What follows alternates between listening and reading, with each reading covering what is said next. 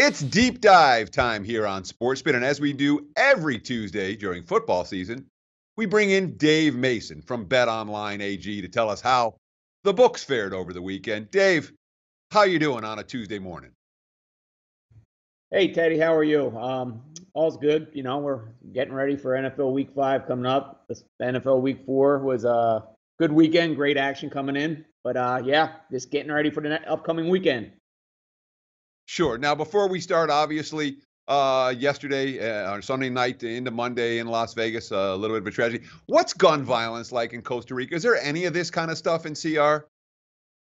Uh, Not really. I mean, there's isolated incidents. You know, it's uh, but nothing like that. No. Knock on wood. You know, it's a lot more difficult to get firearms like that down here, of course. But there's violence everywhere. I mean, there's crazy people everywhere, right? And you know, I think it just happens.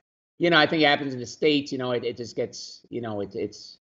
I mean, it's a huge political issue, of course, and lightning rod issue that you can't find any middle ground. I'm not going to talk about any of that, but it is when it happens in the States. We have such a huge country, so diverse and everything, and lenient laws on guns. And when something does happen, it just gets publicized everywhere too, because our news channels are everywhere. So issues everywhere, right? Yeah, no doubt. Though the one thing that I saw that stunned me: 437 shootings in the United States this year, where 4 or more have been shot, and that's so far in 2017. That kind of freaked me out a little bit when I saw that stat. But we're not about politics, and this isn't about gun control, and it's not about what happened in Las Vegas. This is about football and how BetOnline fared over the course of the weekend. So let's start with Sunday. You said you had a pretty good day, but it seemed to me like the favorites that covered, there was only 5 favorites that covered on Sunday. 4 of them weren't real good for the house. The only one that you guys probably made money with was the Seahawks. Actually, we lost Seahawks. Really? You had from what I was hearing in Vegas, most of the books were cited on the Indy, on Indy. No, that was a loser for us. The good game, the best game, there were a lot of one-side decisions. The good games for us were the Bills was huge, Rams, Jets, Panthers, Texans. And the bad games were Steelers, Saints, Broncos, Packers, and Seahawks. I think like about 67% of the action was on Seattle. So it was a good weekend. I mean, what? Let me ask you this, because you were talking last week on the show saying because the books had a banner week 3 in the NFL, where basically every big decision went to the house. When it came to week 4, was your handle down? Because I noticed some of those favorites. I mean, Saints, ton of money. Wise guys and pros and Joes like the Saints. There was a ton of Broncos money that came in. There was a lot of Cincy money, pros and Joes. So the fact that those favorites came in, that didn't hurt you, was that because there was less handle this past weekend? No, I mean, there was a little less handle. Anytime we had such a profitable week the week before, like you said, it was record setting for the company. So yeah, I mean, some bettors, go take a week or 2 off. So the handle was down a little bit, but the handle was still great. I mean, that weekend before was just off the charts. But that's just natural. It's just, and it works the opposite after a really good weekend. The handle's up because everybody's loaded in their account and they're betting for and everything. So it works both ways. But yeah, no, it was a profitable weekend for us. College, we lost a little bit, but NFL was still a really good day yesterday. Right on. So let's talk about the college for a minute. I know that Georgia-Tennessee game isn't a game that you enjoyed very much. Were there any other big decisions that went against the house? Yeah, that was going to be a big winner for us until that backdoor push. The good games for us were Texas Tech, Washington State, Troy, especially outright.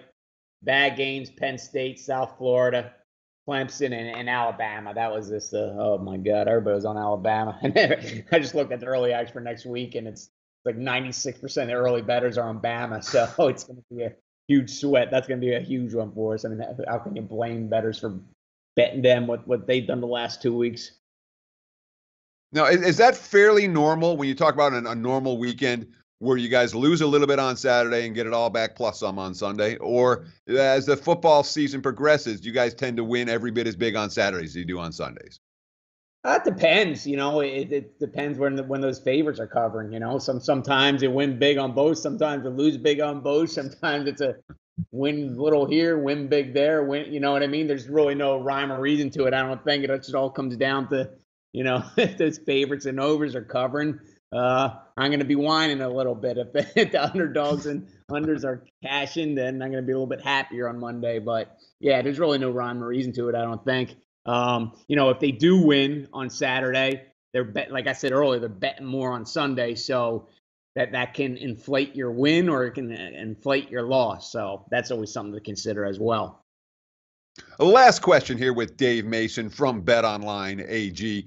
And Dave, you talk about your client base and what's going to happen on Saturday and what's going to happen on Sunday. Who are you mostly dealing with? Are you dealing with $20 bettors, $100 bettors, $500 bettors, $10,000 bettors? Are you dealing with Joes, pros? What's your client base made of? All of the above. Some books, they specialize in sharp stuff, and then there's the purely recreational books, and we try to cover check as many boxes as possible. I mean, we have we have probably the most aggressive reload bonus out there. Which kind of, the recreational guys like. We have huge offerings and just all sorts of, entertainment kind of stuff that a lot of recreational guys like. But then, we do accept sharp action. We take high limits, and we had the rebet functionality, which the sharp guys absolutely love, and which allows you to bet over the limit. We're the only book that has that in the U.S. facing industry. So we check as many boxes as possible. I mean, it's, we're getting the little $5 guys, and hey, their action is welcome, and we're taking the sharp guys too. And those sharp guys, our bosses, they accept their action, they love it. So bring it on. Bring it on. Dave Mason, BOL. Thank you so much for joining us. Tell our folks one way where they can find you and one way they can get involved with BetOnline this weekend. All right, betonline.ag. We have a 50% welcome bonus. Sign up for an account at betonline.ag and use code NEW2500 for a one-time 50% welcome bonus. Max bonus is $2,500. All the terms and conditions can be found at betonline.ag/promotions. Good stuff from Dave Mason. We'll talk to you again next week, Dave. Best of luck. All right, well, Eddie, I can't really say that for real. Mediocre luck this weekend. Mediocre luck. I'll take that. Hey, guys, for the full video, go to sbrpicks.com. Hey guys, thanks for tuning in to our channel.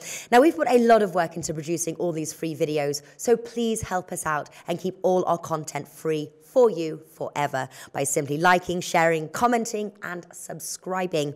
Now, not to mention, a visit to our industry-leading website will warm the hearts of all our SBR employees, especially myself. Now, the links are over there to the left, so do check those out. Thanks for watching.